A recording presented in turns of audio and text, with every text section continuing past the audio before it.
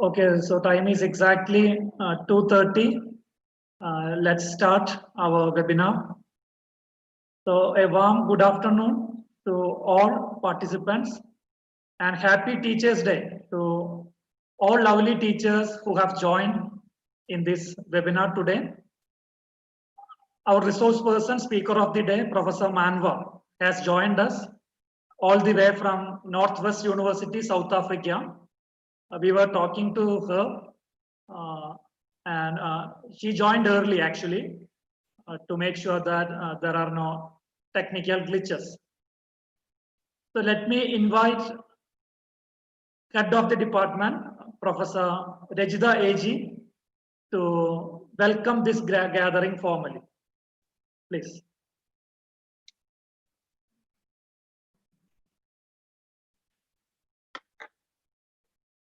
Respected Principal, Dr. Betsy Polsey, a respected resource person, Professor Manwa, all the faculty members and all the participants. Wish you a happy Teachers' Day. We are very happy to conduct this webinar on this special day because majority of our participants are teachers. And also we got an eminent teacher as our resource person. So all this made our day as a wonderful day. Once again, happy Teachers' Day. Today's webinar topic is also relevant to current situation. Like all other industry, tourism industry is also affected by this COVID-19. So we are interested to know about what are the possibilities of tourism industry. On this occasion, I would like to welcome our respected principal, Dr. Betsy Polsey. And also I take this opportunity to thank her for her valuable support and guidance. Welcome you, ma'am. Next, I would like to welcome our respected chief guest, Professor Manwa, Deputy Director, School of Communications and e-Agro-Tourism Colab, Northwest University, South Africa. Madam is an expert in the area of tourism. We are waiting for this seminar. On behalf of Aloysius fraternity and all the participants, welcome you, ma'am.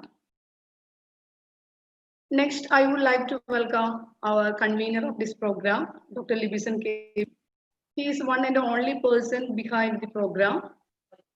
He took a lot of efforts to conduct this webinar. Welcome you, sir. Next, I would like to welcome Mr. Praveen PM, a faculty member. Welcome you, sir.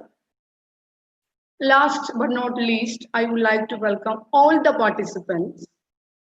And I take this opportunity to thank all the participants for your participation.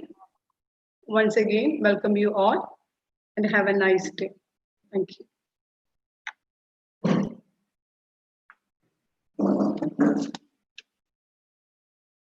Thank you, Rajitha Miss. As Miss rightly pointed out, tourism industry, one of the sectors which is facing massive collapse. So what has been happening for last couple of months, what is likely to emerge in the years to come, we all are curious to understand it, and Professor Manwa will be able to make us understand the nitty-gritty of this situation. I am quite sure about that. Now let me request our dearest principal, Dr. Betsy Paul, to come over and make the inaugural address. Please, ma'am. Thank you, Dr. Libison. Respected Professor HARETSEBE, ALBERTINA Manwa, the invited resource person of the day, Ms. Rajitha AG, HOD, Department of Commerce, Dr. Libison KB, convener of this international webinar, Mr. Praveen PM of the Department of Commerce, St. Aloysius College, respected teachers, scholars, and students from all over the world. These are strange times. Terrible times. Times when the phrase, "this too shall pass away," is on the lips of us all, us humans, the fighters, the survivors. When the times were different, we used to assemble in different cities, in faraway locations, to share scholarship, to give and take new understandings of this world that we live in. But now there are lockdowns, containment zones, social distancings, quarantines, and whatnot. But we are the fighters, we are the survivors with grace. We are not going to hide our heads in fear. Instead, I think the large number of webinars these days are proof that we shall find new ways to extend our love, to extend our care, to extend to others what we have learned with our lives, to extend ourselves with new learning. St. Aloysius College, Elthuruth, is always determined to be in the forefront to extend our love, our care, and our learning to all those near and far. The young and vibrant team in the Commerce Department, one of the best departments in our city, has taken up the initiative to organize an international webinar in this context on this Teachers' Day. And the topic is all the more interesting and inspiring. While we are sitting at home, sadly glancing through the photos of our past picnics and last year holiday trips, here is a conference that looks into the future with courage, a happy, joyous future where tourism has multiple possibilities. Let me record here my warm appreciation for this courage, this grit to face calamities with imagination, with innovation, and with deliberation. And let me invite you all now virtually and in the soon to come future physically to our picturesque campus situated in this small village called Elthuruth, meaning God's lagoon, which encapsulates the scenic beauty of Kerala, which has been called as God's own country by all who pass by.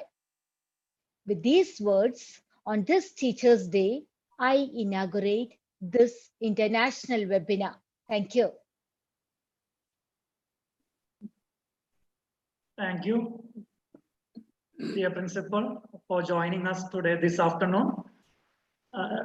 Right now, it must be early morning back in South Africa. Professor said, okay, we will join today. This day has special significance. Professor Manwa might not be knowing it. Today we celebrate. Today is the National Teachers' Day in India. So we celebrate Teachers' Day today. So in order to greet all teachers who have joined us today, let me invite our dear student Fenita Joy to come to the floor and give the greetings from the part of student community. Fenita, are you hearing Good me? afternoon. Yes, sir. Okay, please. Good afternoon, all. Happy Teachers' Day. Today is September 5, the birth anniversary of one of the modern India's most notable teacher, philosopher, the late S. Radhakrishnan, who was independent India's second president. We have been observing it ever since his passing, ever as our country's Teachers' Day. Just as a country is as good as its people, so its citizens are only as good as their teachers. Therefore, a great deal depends on you, teachers, and I salute you, all of you, for your passion and dedication. It is the teacher who identifies a spark in the child and turns it to fire. And surely, the student is a bank where you deposit most precious treasure. Teaching is the mother of all professions. Teachers' Day reminds us of responsibilities and commitments toward shaping the future generation in taking up still higher challenges and making our country an advanced and developed nation with high sensitivity towards general welfare of society. So, all of the teachers, I wish you happy Teachers' Day. Thank you. Thank you, Fenita. Fenita is our second year BCom finance student. And she is also the representative of the class. So once again, thank you for you. So before going into the discussions, let me ask our faculty member, Mr. Praveen PM, to introduce the speaker. So let me invite Praveen PM, Assistant Professor, Department of Commerce, to take over the floor and introduce the speaker to the audience. So please.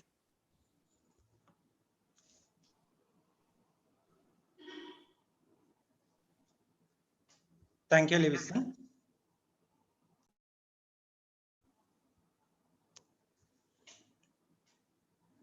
St. Aloysius College Principal, respected Dr. Betsy Paul, today's resource person, Professor Dr. Manwa, Head of the Department of Commerce, Ms. Rajitha, today's webinar coordinator, Dr. Libison, faculty members from all over the world, my colleagues, and my dear students, a very warm good afternoon to all of you. And a good morning to our resource person, because India's time is 3.5 hours before than South Africa. As all of you know, when coronavirus became a world tourism industry all over the world came into a halt. It is completely shattered. Lakhs and lakhs of people became jobless. Crores and crores of investment became debt capital because of no return. Today, we have an eminent personality, Professor Dr. Manwa from South Africa, to talk about tourism possibilities in the post-COVID world.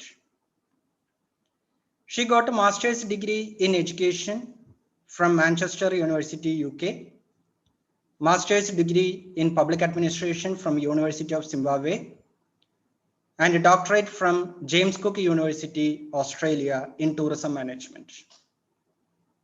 She discharged duty as faculty manager, part-time lecturer, associate professor, deputy director, and consultant in various universities like University of Zimbabwe, University of Botswana, Northwest University, South Africa, etc. Currently discharged duty as e-Agro-Tourism coordinator for Colab at Northwest University and co-chair tourism and cultural exchanges in Indian Ocean Rim Academy Group, South Africa. She has a handful of referred articles and referred books of both national and international importance. On behalf of the person from St. Aloysius College and all the participants, once again, welcome Professor Dr. Manwa to this webinar and wish all the faculty members a happy and safe Teachers' Day. Thank you. Thank you, Praveen sir. So now let me request Professor Manwa to take over the floor and begin the presentation. Meanwhile, I will share the PowerPoint presentation Professor brought to us. So I will share it. Meantime, Professor will address you. Well, good morning from South Africa. It's only 11:15 in the morning. So I woke up a little bit early, being a Saturday morning, but then as a teacher, you never sleep really, because you are working at home, you're working at work, but you are never resting. So I'm really grateful that the Institute invited me to share my thoughts and feelings about post-COVID. We don't know. These are just my own dreams of what I would like to see happening as a tourism specialist. So I hope we'll all try and co-create the tourism that we want in light of COVID-19. Next slide. Next slide. So next slide, please. Okay. So the presentation will look at the context, really, which is what we know about tourism.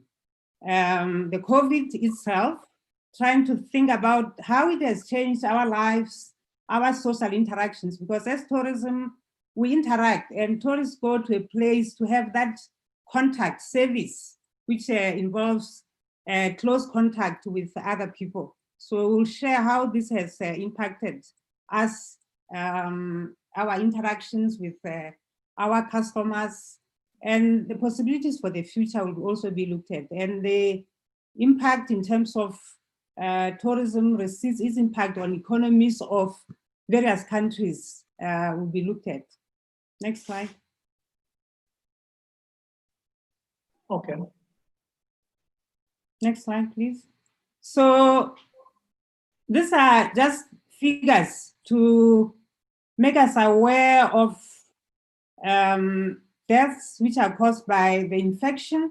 As you can see in the world today, COVID has had very great impact on lives of people all around the world. It doesn't discriminate poor or rich. It has touched every corner of the world. And in South Africa, I think we are now probably the highest in the African continent. I see India, you're also doing terribly in terms of infection. But then the good thing is the recovery rate, unlike other epidemics, the recovery rate from COVID seems to be very, very high. And here in Africa, I think the recovery rate is, in South Africa, it's around 87%.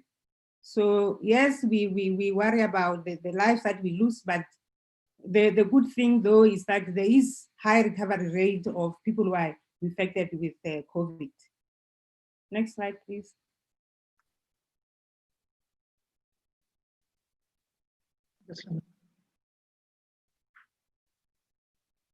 What has been the outcome or impact of tourism on the industry? I mean, COVID on the tourism industry. A lot of flights were canceled. Everywhere, flights, people were stranded. They were left stranded at airports, everywhere. And those countries which could afford had to airlift their own citizens from various parts of the world. So people were stranded. You can imagine, you were planning to go back home, there are no flights, everything has been canceled, you can't enter, you have bought a ticket, it has been canceled, the flights are not going there anymore. And more drastically was the closing of borders. Most countries close their borders, so if you were there, how do I live out? How do I go back to my country? I'm sure there are a lot of people who are still stranded in other countries. And then up to now, a lot of countries are still issuing travel warnings to say, don't go to South Africa. The COVID is devastating everywhere in South Africa. If you go, you're going to catch COVID. So all this resulted from the unexpected pandemic that affected the whole world. Next slide.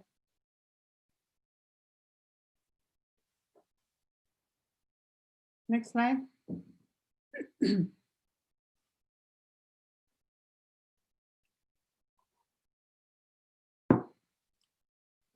Yes, next slide. Go back, please. So what is the interaction? Remember, in tourism, we get close contact with our customers. That's really what service is all about, the service industry. So we pride ourselves of getting that hospitality. We shake hands, we hug, we greet, we talk, you know, we come together as human beings. But COVID has changed all that. So all the encounters, you can't see somebody's face anymore. They have to cover their faces. Face masks is the norm. Most countries, I'm not sure whether India has also proclaimed the law legislating wearing of face masks.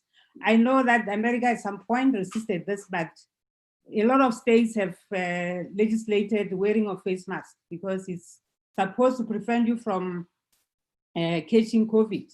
But how, I mean, it's so difficult to talk to somebody who has a face mask on. Also, you cannot hug somebody, you cannot greet them, you have to keep a far away distance, 2 meters, they say, for you to talk to somebody, and you are covered with a face mask. Really, conversation becomes a problem. I'm happy that at least I'm not in contact now. I can talk without a face mask on my face. I'm able to talk. And then also sneezing, as you remember, you are supposed to not cover your mouth. When you sneeze, you sneeze through your elbow. Also, there is continuous washing of hands, sanitization, so that you don't keep the virus, you kill the virus by washing your hands. Next slide, please. Next slide.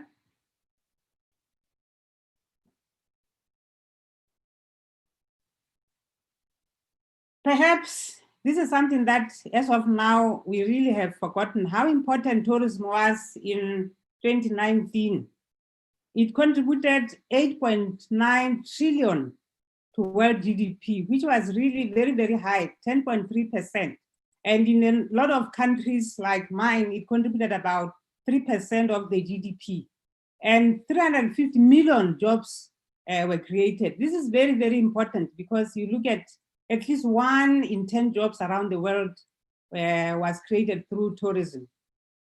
And then you have a lot of people coming, so it becomes an export industry, which accounted for 28.3% of global services. And investment, a lot of investment went into tourism, representing around 948 billion capital investment, which is really very, very high, 4.3% of total investment. But unfortunately, service industries has a direct contact with people. And therefore, once you say no contact, the results are devastating for the industry. And also looking at the fact that borders were closed, a lot of countries issued warning. This definitely has had very drastic impacts on the industry. Next slide, please. This forecast by UNWTO, World Tourism Organization, that by the end of this year, 850 million jobs, 850 visitors will not be able to travel, as is not the case. And that means we are going to have a downturn in terms of GDP, in terms of jobs. So we are going to have 910 million losses to $1 trillion in export revenues because of tourists not going to their normal destinations. And we said earlier 1 in 10 jobs was employed in tourism, but this time we are going to have job losses. And the job losses is very, very impactful because tourism employs a lot of people who might not have the professional skills. So you have a lot of unskilled people who are employed in the tourism industry. And the number of these people employed in the tourism industry are women. So it has drastic effects on gender inequality. So it's going to prolong and even expand the inequality gap between women and men. And this has multiplier effect in that these people who were employed in the tourism industry were supporting other families, were supporting other industries. So this will also be affected. You think of agriculture, you think of industries, they're all going to be affected. Once tourism is down, it means all other industries really are affected, like agriculture, manufacturing, and so forth. And airlines, which is really the main communication between tourists and their destinations, are going to have drastic losses of around 8.3 billion in 2020. So really, this is something that we all should be thinking about, and everybody is wondering what next, what do we do next because of the foreseen circumstances, impact of COVID-19 on tourism this year. Next slide. Next slide, please. Just go back.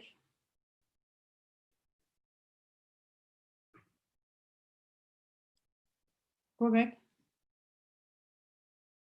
Go back.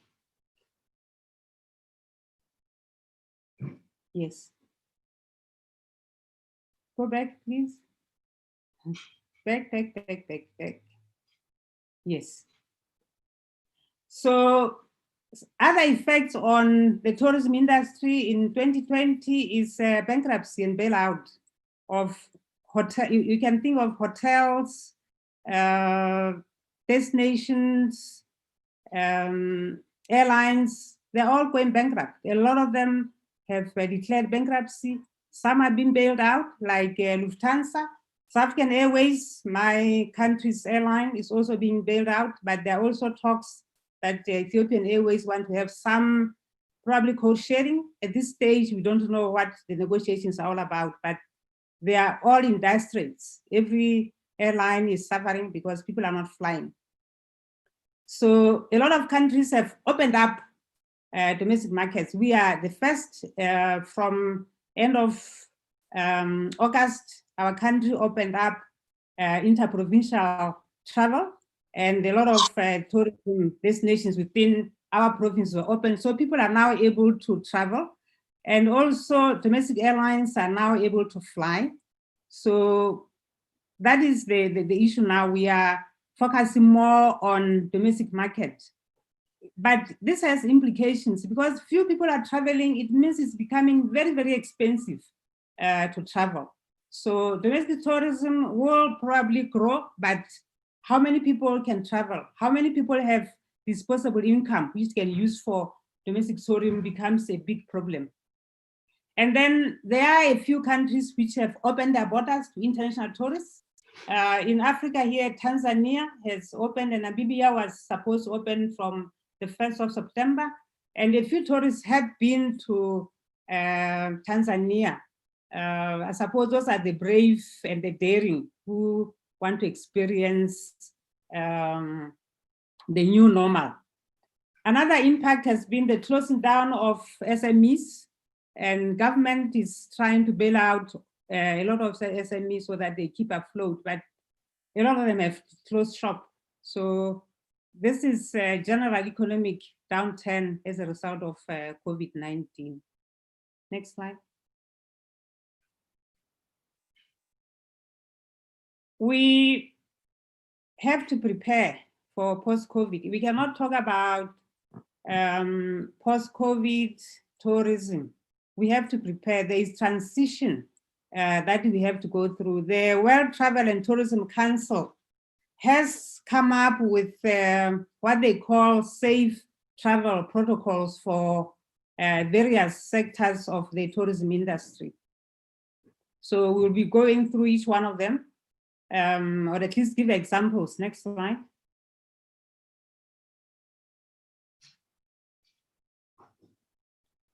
For the airlines, you still have to wear masks, keep, I don't know how they're going to keep distance, probably have fewer customers in the aeroplane, but they have to implement the Hornwell system, which really is supposed to clean, sanitize the aeroplane so that people are safe, they can use the aeroplane. That's another example of safe protocols that airlines are conforming to try and prepare themselves for post-COVID. Next slide. And importantly, the countries, most countries are saying contact tracing becomes one of the things we are preparing for post-COVID, because we need to know who has been in touch with who and isolate them, quarantine them for a stipulated time so that they don't pass and transfer the disease to other people. So if a country is not having contact tracing, as a tourist, you really should be questioning how safe am I to visit that country. So the World Travel and Tourism Council has issued that it's important for us to do a lot of contact tracing as countries, so and testing as well, so that we know roughly how many of our population are infected and so forth, so that we are able to deal with the virus spread. Next slide.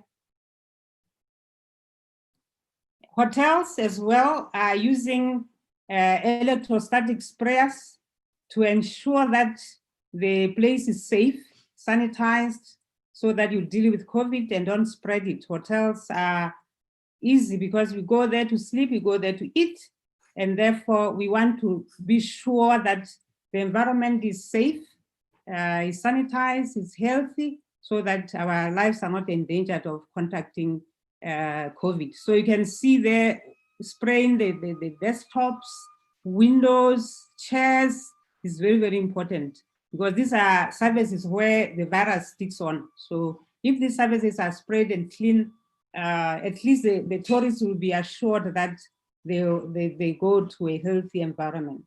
Next slide. Then you have the tour buses. They have also come up with ways of sanitizing the tour buses.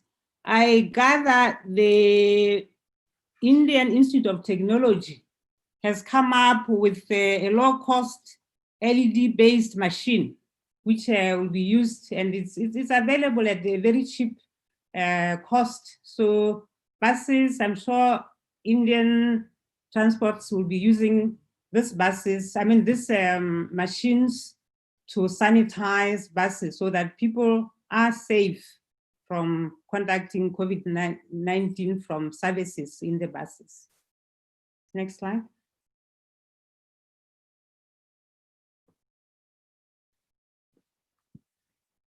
How do we prepare for post-COVID? We cannot just say tourism will be developed, we have to prepare. There should be a transition to get ourselves ready for new tourism in the new normal. So WTC has suggested various measures that we take, and there's a proviso that we can only take these measures if the rate of infection is decreasing. There's no point in talking about post-COVID tourism if infection is going up. Some countries have had reinfection. You see that in Europe. I suppose it's the summertime. People went out, went to the beaches and went to the pubs and mixed, and then there's reinfection going on. So we cannot talk about post-COVID if the infection rate is not decreasing. Well, assuming all things are equal, in South Africa, we are seeing a decline. So we are hoping that this will be the norm for forever, that the infection rate will decrease. To prepare for post-COVID, there should be testing and tracing. The population should be tested. Some countries, I know in some parts of Africa, are not testing, but they are doing contact tracing, which probably works out well because you cannot test, probably, that's the argument they're putting forth, that you cannot test the whole population, but WTTC advocates for testing as many members of the population as possible, and then do contact tracing. Once somebody has been identified with COVID-19, try and do contact tracing. And then as nations try and isolate your country to say some areas, some zones, some destinations are safe travel compliant zones. That is, we know that in this area we have not had, for a number of weeks, we haven't had anybody who has tested positive to COVID-19, and therefore we can declare this particular zone as COVID compliant or COVID safe. We can also do the same with destinations. So I think it's up to governments to now try and isolate specific areas of their countries to say, this area really, we can open it up for tourists because it's a safe area. So a safe zone or a safe destination. Another thing which is advocated by WTTC is adoption of global health and safety protocols, which I think everybody knows about them, and hopefully everybody takes them seriously. We touched on this in the first slide, which is use your elbow, cover your mouth with a face mask, wash your hands, keep a distance of 2 meters between you and the next person. And then once we know that the destination or the zones that we have identified are COVID safe, we can then probably remove travel advisories, because a lot of countries are saying, don't go to this place, don't go to South Africa, you'll be infected with COVID-19 because it's having the highest in Africa. But it's not every place in South Africa that is having this problem. Some areas, one could say, they are travel compliant zones. So probably travel agencies can push their governments, and tourism players can also push their governments to issue or to remove travel advisories, to say don't go to this place, because they are sure that those countries are safe travel compliant destinations. Like I said, you cannot do it alone. There is need for cooperation among states to say, how do we deal with somebody coming from our neighbors? We have a lot of neighbors here. You have somebody coming from Botswana going to South Africa. How do we treat that person once we have safe zones? We should really not expect them to be quarantined for 14 days. So removal of quarantines, once we have clearly decided that these are safe zones, is one area cooperation among states, and also private sector, because private sector is responsible for the sustenance of tourism industry. So they must also be compliant in how they sanitize, how they treat their customers. And preparation is also, for now, let's practice using our domestic tourism to implement all these safe protocols. Let's do that with our domestic tourism, learn from it, then we can go into regional and then international tourism. But I think the domestic tourism is the best place to start in preparing for post-COVID tourism. Next slide.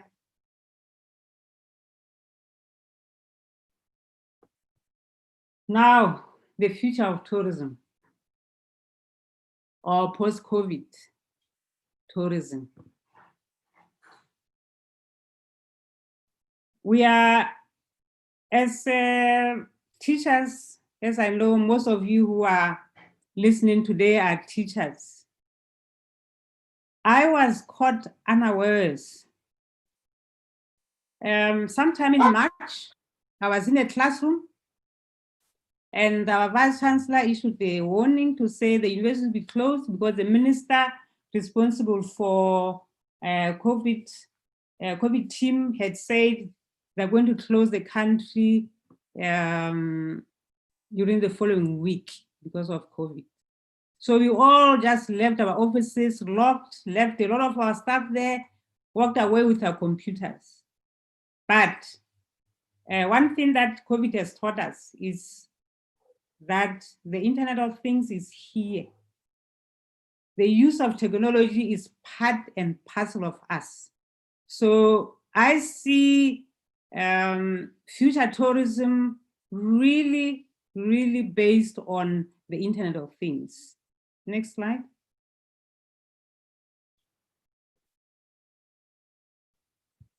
So various definitions have been developed for the Internet of Things. So you are talking about the networked interconnection of everyday objects, which are often equipped with ubiquitous intelligence. So within an IoT, all things are able to exchange data, and if needed, process data according to predefined schemes. So it's going to be disruptive technology, artificial intelligence, driverless cars using GPS. All this is something that in tourism we should be thinking about. How do we incorporate IoT in future tourism? That is our post-COVID tourism. Next slide.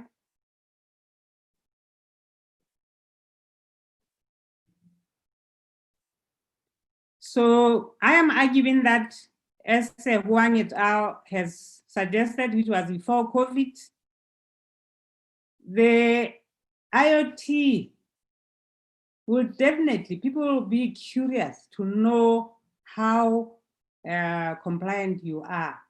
So it will influence your motivation to travel, as well as satisfaction once you are there, because tourism is dependent on repeat business.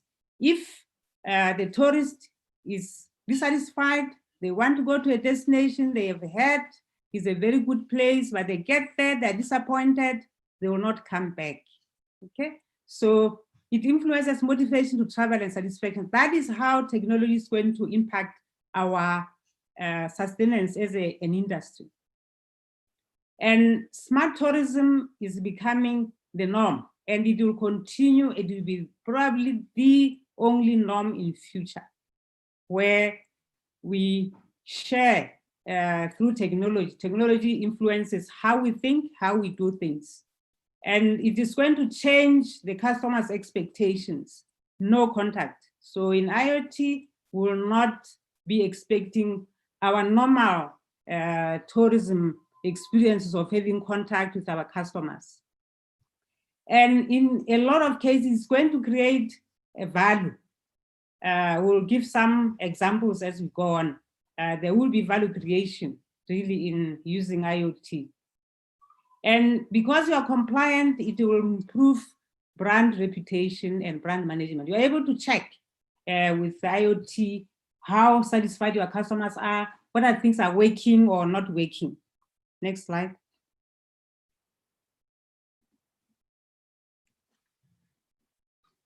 Next slide, please.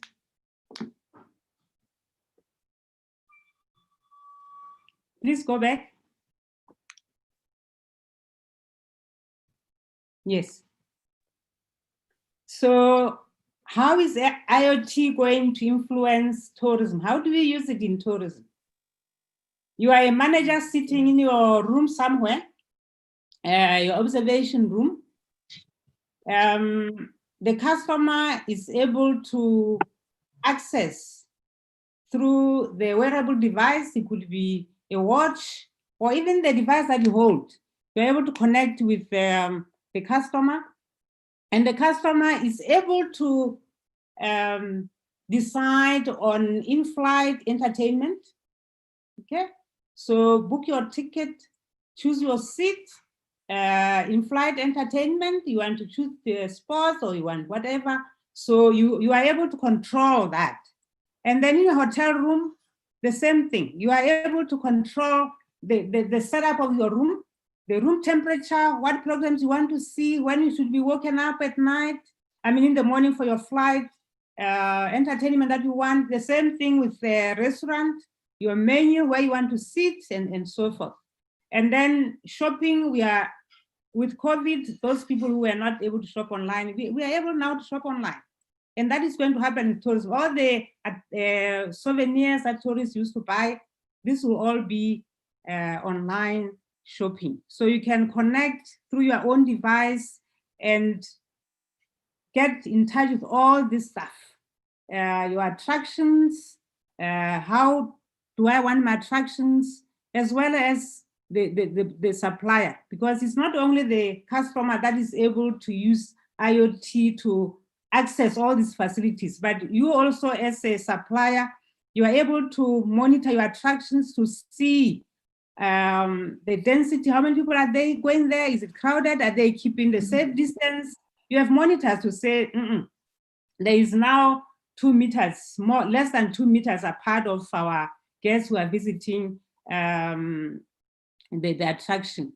And then transport as well, you are able to say how many people are sitting in the bus, what is the structure of the bus, and probably the temperatures of the people. You don't have to be there. That can be done with the systems working with IoT to say, what is the temperature in this bus? Is it amenable to guests? You can also check guest temperatures and be able to say, you cannot enter this bus because your temperature is above the minimum required. Maybe you need to quarantine yourself.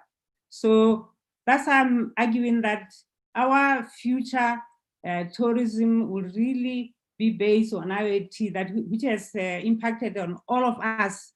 It has been very, very interesting experience. I'm sure the industry as well. now domestically are experiencing and wondering, how do we deal with it? These are some of the things that they can do to use IoT to connect with various sections of their operations, to be on top of things, to know that the cleaning is done according to safe requirements. The restaurant, the food preparation is according to the required standards and so forth. So that becomes very, very important. You don't need to be there to check. So customers will be the judge using their own equipment, their own software to be able to access and communicate with the suppliers. Next slide.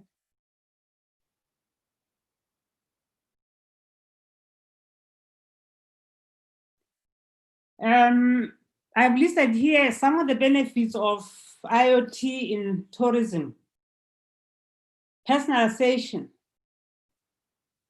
You are able to decide as a tourist, a customer, how do I want my things? I've given examples when I was talking about airlines, hotels, restaurants. You personalize things. You do what suits you best. You arrange your stuff even before you leave your home to say, this is what I expect, this is what I'm going to get.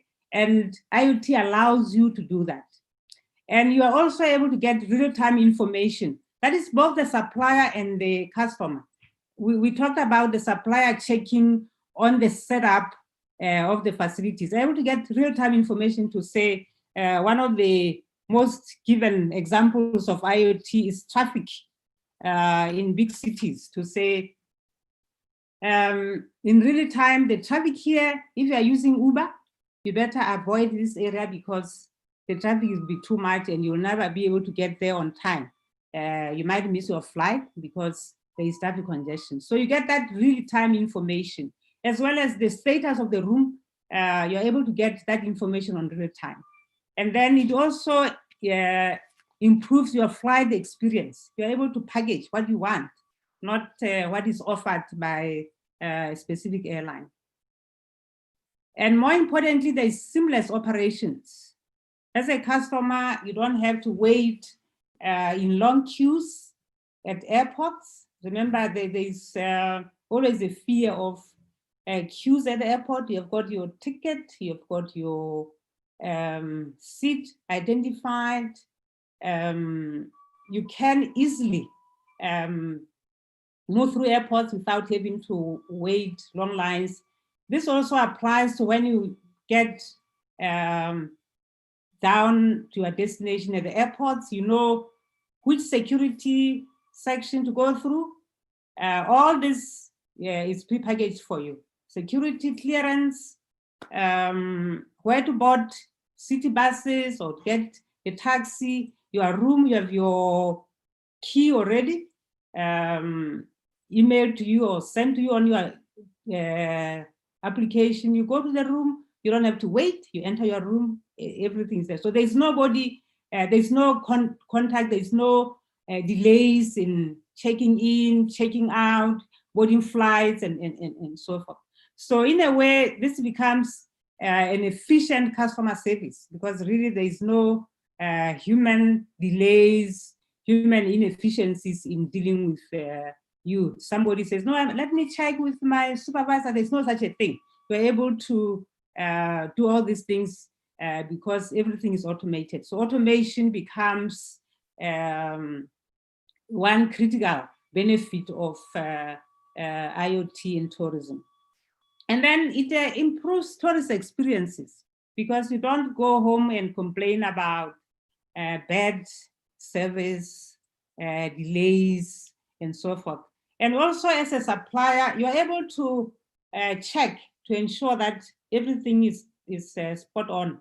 So maintenance can be done because you are able to get information on which areas needs to be improved and so forth.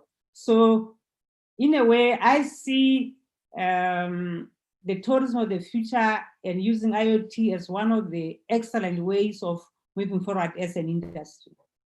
Next slide.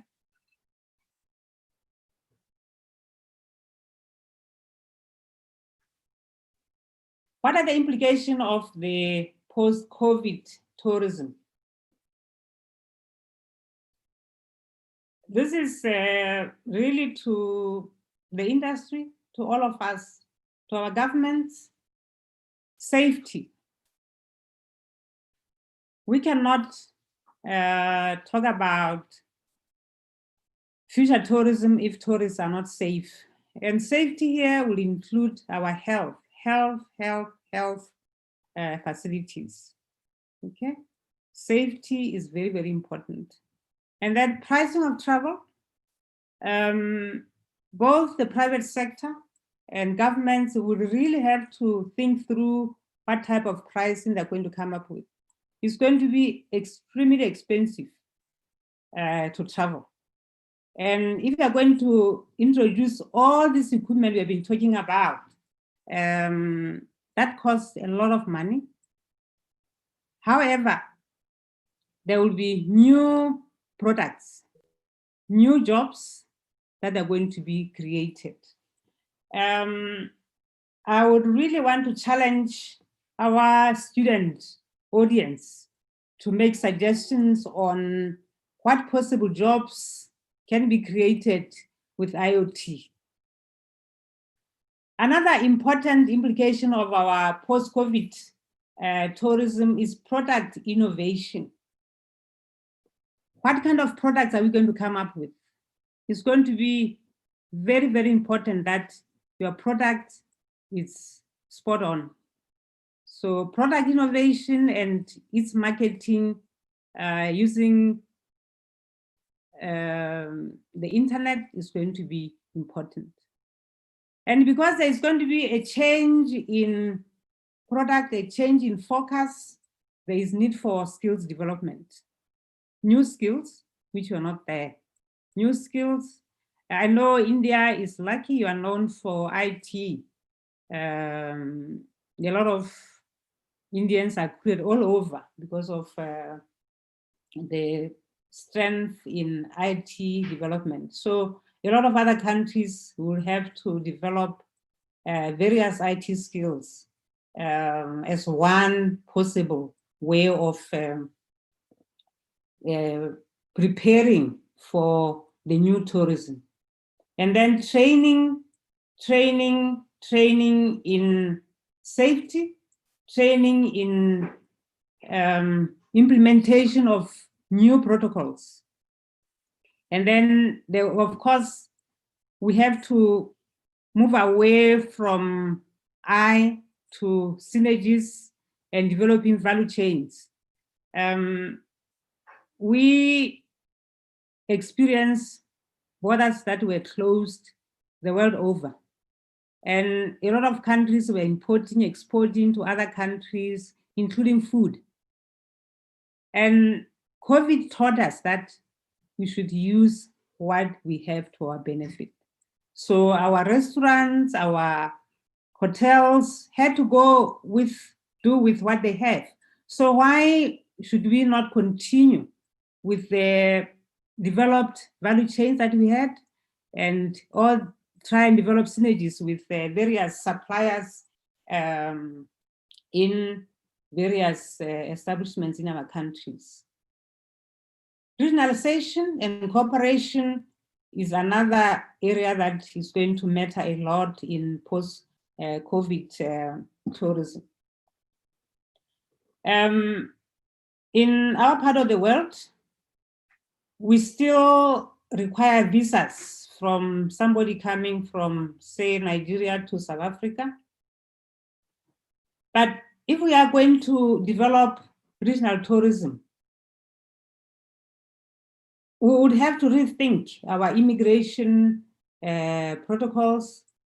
We probably would have to get away and remove all these visa requirements, have some unit visa for the region.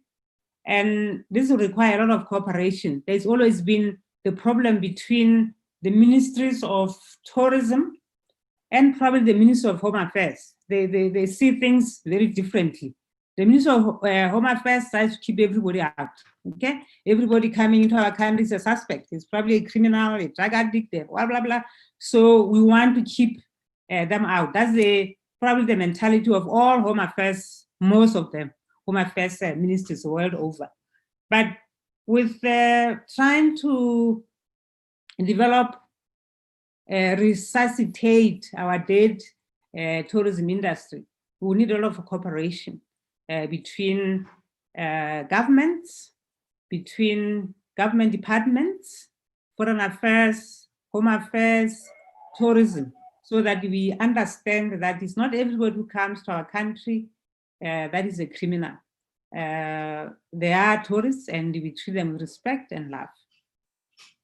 And then self-reliance is very, very important. Yes, we are international, but COVID has taught us that we have to be self-reliant and utilize local products. So that's really a must, that we showcase. We have failed in past tourism that communities actually never really benefit as they should in tourism development. So we can utilize the post-COVID tourism to use local products, ensure that our communities are benefiting more than they used to do. And then we develop that self-reliance should things go back, because you don't know, there could be other outbreaks, other pandemics in the future. We should be ready for that. Another slide.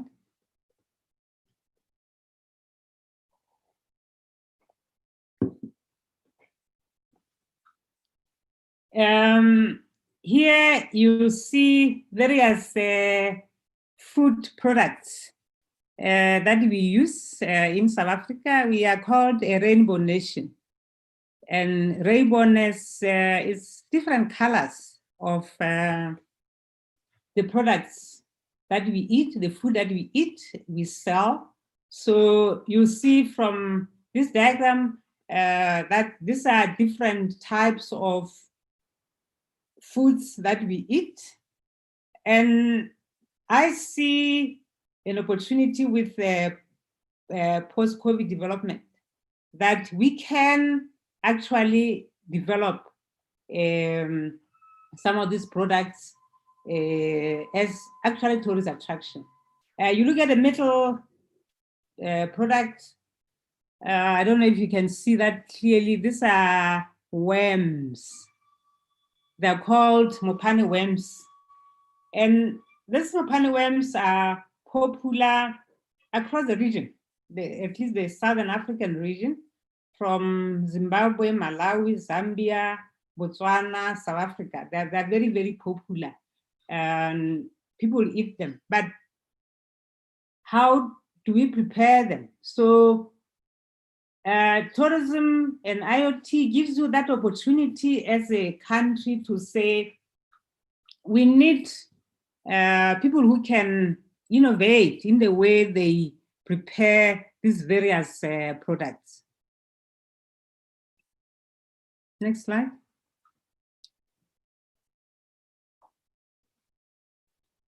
So looking at the worms, Mopane worms that I talked about before,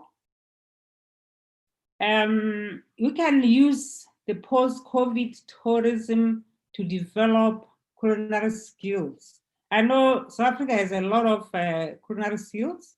We are known probably more for wine. South African wines are being sold all over the world, and we have won prizes everywhere.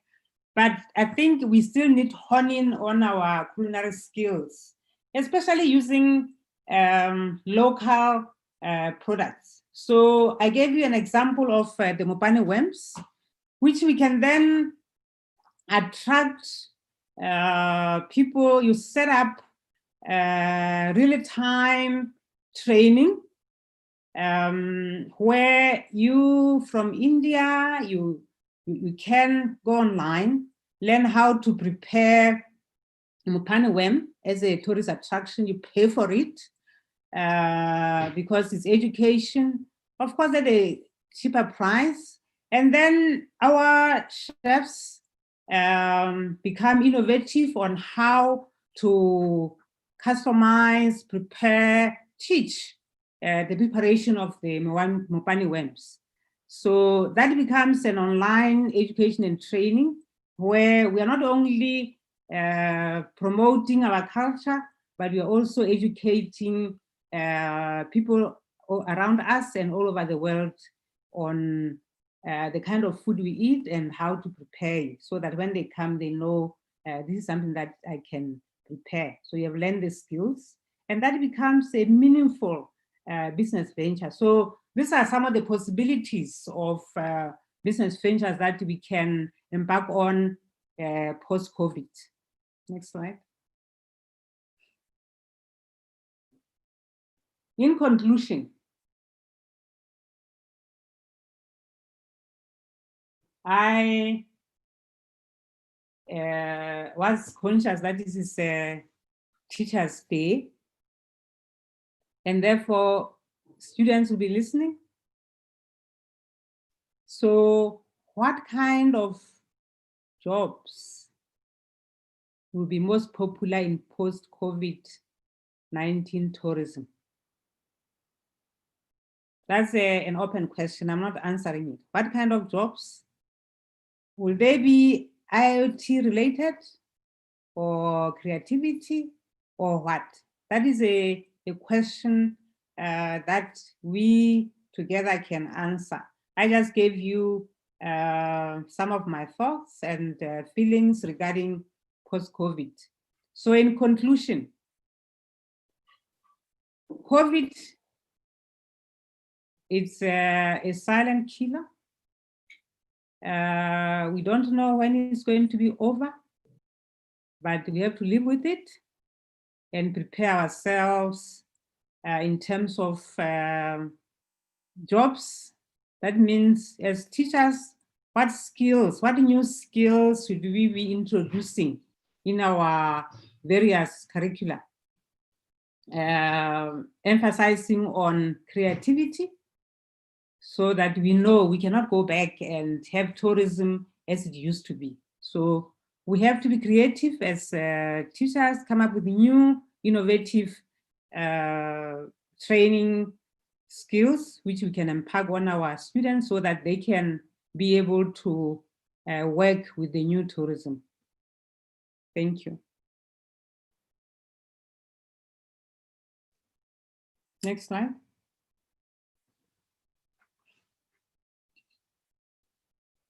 So thank you for this opportunity. I will be able to answer the questions. Thank you. Yes, thank you, madam, for enlightening us with your thoughts. So shall we have a question and answer session? We will take some questions from the audience.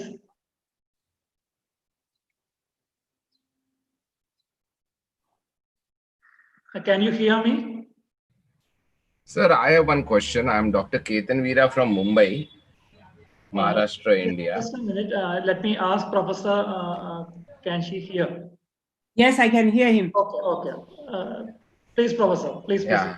Yeah. Happy Teachers' Day to you, sir, and happy Teachers' Day to all the participants. Now, very well covered. Thank you. It was very nice talk. My only concern is that definitely we can revisit the things, we can create a new ecosystem for tourism. But what about psychological factors? What will be the acceptance level of people for the new ecosystem created in tourism? Will they accept these, or still that fear of COVID may not be out of their mind, and in spite of everyone trying to revamp tourism, it can be not pushed back or it cannot rebounds? Okay, Professor. Professor Manwa, can you? I can take one more. Okay. Somebody. Two more. Okay, after all questions, you respond to all. Yes, yes. Okay, fine. Anybody else from the part of audience? On the basis of the presentation, if someone wants to post questions, you are free to post the questions. Yes, You can also- good morning. Good morning, ma'am. I'm Arnavasti. So I'd like to ask a question like post-COVID, all of the things, like everything you said is going to be very expensive. So how do you see that panning out in countries that cannot afford all of this and where the population is very high? For example, India, the population is very high and the population density is very high. So how do you see that panning out where we do not have the best of technologies to, deal with this stuff? Thank you. Did you get the question, madam? Cost implications, is that what he's talking about? Fine. Anybody else? Okay, we will see the chat box. If you want to post the question, you can also post it. Yes, I can answer the interaction, psychological impacts. Well, human beings are very resilient. If you remember the outbreak of Ebola and other epidemics before COVID-19, people took time. It is not going to be confidence that is going to be built in one day.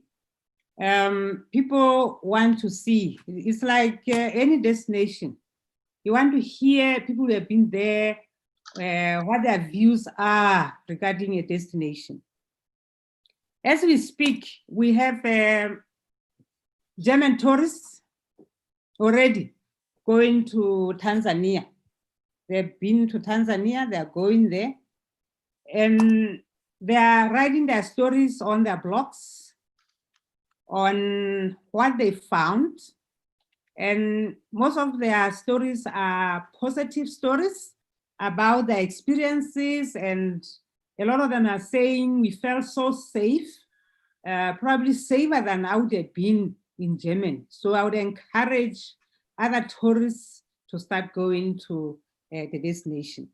So psychologically, tourism, we learn from friends and relatives, what they say about a destination. That's how most tourists make their minds. So once you get good stories, it will gradually build up people to say, yeah, well, my friend went and therefore they were safe. So I can also go there and have my holiday. Some people love holidays, okay? So it's really psychology of your friends, you trust, your relatives you trust who are already, some people are already going there. So that fear might not last forever, okay? Because of the nature of the industry, and measures that the industry itself is taking. You are definitely not going to go to a place where you feel your life is in danger.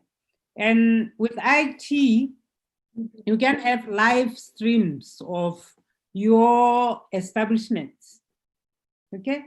So that a person can click, satisfy themselves to say, this is the measures that are being taken now by the establishment. So I feel at least safer, in addition to what my friends who have been there are telling me. So that will have some psychological, I think, I hope, impact on people. The cost implications. Yeah, that's a difficult one because tourism, even tourists themselves, it's not everybody who become a tourist. It will, for a long time, depend on availability. It's like now our governments, I'm sure in India it's the same thing happening. All shops, all restaurants, everywhere people go, they have to sanitize the area. It's an additional cost. So probably I'm not in a position to say how industry is going to get around that, but it's something that as you develop your industry, you build in the cost implications, because sanitizing your establishment and reducing the number of guests coming and the machines that you are using, you'll have to factor that in probably as you introduce your pricing. So your price should be able to build in to incorporate all these other costs that you are encountering. Professor, we have an interesting question from Dr. Snowber. Can you hear me?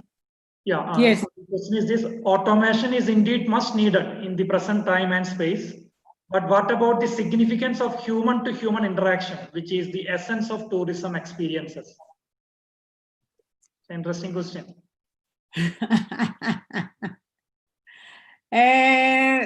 That's something that is a big challenge of how we are going to do it, because interaction means death, right? In the present and probably in the next few years, hugging anybody, shaking hands with anybody, you do it at your own peril, right? So we in Southern Africa, we are very lucky in that a lot of our tourist attractions do not involve human interaction, except the tour guide.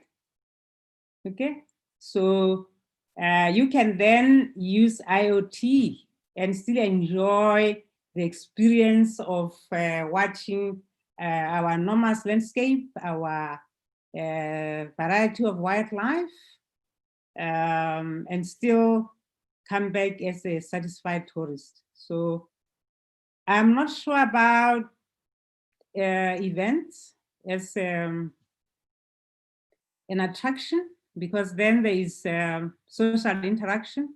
So events probably would have to be halted for a while, because there is a lot of human interaction, which is not in terms of COVID-19. So I hope. Yeah, the story of people going to the film theater, it is going to be a fiction in the Yes, yes. You have to use your smart TV and watch all those things that you used to go and watch at the cinema. Yeah. Your crowds, definitely no. Okay, so anybody else? Anyone? Yeah. So Reshma Rahul is asking something. It is possible to make a reduced spending and improved service quality in tourism and hospitality. Is it possible to make a reduced spending and improved service quality in tourism and hospitality? It is. It is very possible. Like I said, unfortunately, you're going to cut out jobs where the job used to be done by 10 people. You had somebody probably in the monitoring the temperatures, looking at the crowds and so forth. You'll have one person at the control room doing all those jobs that used to be done by several people. So you will reduce spending, but the service will be improved because we are using IoT here. Okay. So we have a couple of students joined in the Zoom meeting. Let me ask if anybody is interested to interact with you. Any questions from students? Professor will be happy to address your questions. Anybody? Well, I'm interested from their point of view, what jobs they see being the jobs of the future in tourism. Yeah. So, students can interact. Anyone? You can probably have a tourist. Okay, Sayana is speaking. Okay, Sayana is our BCom second year student. Please hear her. Okay. Ma'am, I have a doubt regarding the importance of travel and tourism. Like the government will be having a lot of sectors in the economy to uplift, and seeking more importance to travel and tourism is quite difficult because it requires a huge capital requirement for the implementations post COVID, and um, we need to have the acceptance by the people. So, how important will be it to uplift this tourism sector? I'm not sure I got the question. Dr. Libison, can you? Sayana, can you repeat the question once again, or what is the crux of your question? You may also type it. Okay, ma'am, I'm asking that how important it is to focus on uplifting the travel and tourism sector of a country. Like people will be reluctant or will be setting back to travel post COVID. So there is other sectors like the industries and other sectors. So travel and tourism also will require huge investments regarding the implementations post COVID to make it more safe. So, how effective it will be when we invest it in? Yeah, the question is, how do you see the kind of infrastructure coming from the government and private sector to uplift the tourism industry? Is it going to happen since the return on investment would be a question? So how do you see capital coming from? Well, a lot of governments rely on tourism. At least if you look at island countries and so forth. And then you also look at contribution of tourism originally to your own economy. And you cannot just say, well, tourism should die. Like any other industry, it has been able to bring in foreign currency, which is very needed in a lot of developing countries. And like I said earlier, it also creates numerous jobs in most countries. So you cannot say one industry is better than the other as a government. That's my feeling. And I think in South Africa, our Minister of Tourism has taken that stand to say we have to help tourism. Already, government is helping out with financing SMEs in tourism to see them start up, at least be able to be on their feet and then start helping domestic tourists. So it really depends on each government. What value do they put on tourism and its contribution to the economy? If tourism is not important to the economy, well, I assume they will put it in the back burner and focus on those other industries. So it depends on each government. It cannot be general to all governments, really. Okay. I don't know. Did it answer your question? I hope so. Anybody else? Students who would like to interact? Yeah, one question says, what are the challenges we face on IoT? Yeah. Well, one of the challenges is training.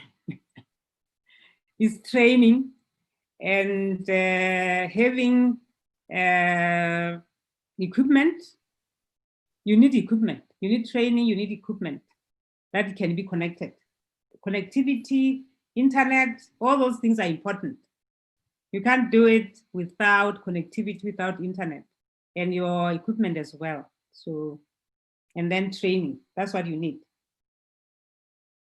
Okay, so there is another question, if you can see in the chat box. Which one is it? Is it not a fact that it takes a long time to overcome this pandemic situation, especially by the tourism sector, because it had hardly affected all spheres of our life? Well, I think I tried to say so, to say there is no post-COVID, it's transition. Remember, I said for us to get to post-COVID, one, the level of infection must be going down. Otherwise, there's no post-COVID without the level of infection going down. So we cannot talk about post-COVID while the infections are going up. All other industries will die, not only tourism. They've already been affected. A lot of industries have shut, and tourism is one of them. So we cannot talk about pandemic infections going up and hope that people will travel or any work will be done. Because I don't know what's happening in India, but in South Africa, we are in level 2 at the moment. And that means that only 66% of employees are allowed to go to work. And they don't go to work every day. So you still rotate. That means all industries, not only tourism. You cannot have your full complement. You only have 66% of your complement going. So with the levels of infection going up, everybody will eventually have to stay at home. So no industry will operate, including tourism. Yeah, as we speak, we have more than 4 million cases right now in India, and it is shooting up. Mm. So with infections going up, there's no post-COVID tourism. Yeah. It's assuming that the infection slows down. Then we can talk about post-COVID. We can only talk about transition. It is not happening very soon anyway. No, it's not. So that's the point. Okay, Professor, you have taken a lot of questions, and I think this is enough. So you have made a good presentation, and yeah, it was actually described what has been happening since the month of March 2020 and what is going to happen in the future. So future is always uncertain. Be prepared for unpleasant days ahead. So that could be one point you are trying to push. And there is no post-COVID. There is no post-COVID world. Mm-hmm. Well, we hope there will be post-COVID world. We all pray and try and practice all the World Health Organization measures and see, maybe we'll get through it. Okay. So thank you so much. Let me now request Vaishnavi to come over and express the vote of thanks.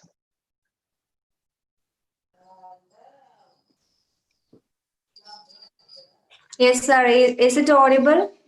Yes. Yes. Okay. Good afternoon, one and all. First of all, I would like to wish every teachers a happy Teachers' Day. I would like to thank our respected principal, Dr. Betsy Paul, for her big support for conducting such a good webinar. I would like to extend my gratitude to Head of Commerce Department, Mrs. Rajitha AG, for being part of this good webinar. Thank you, ma'am.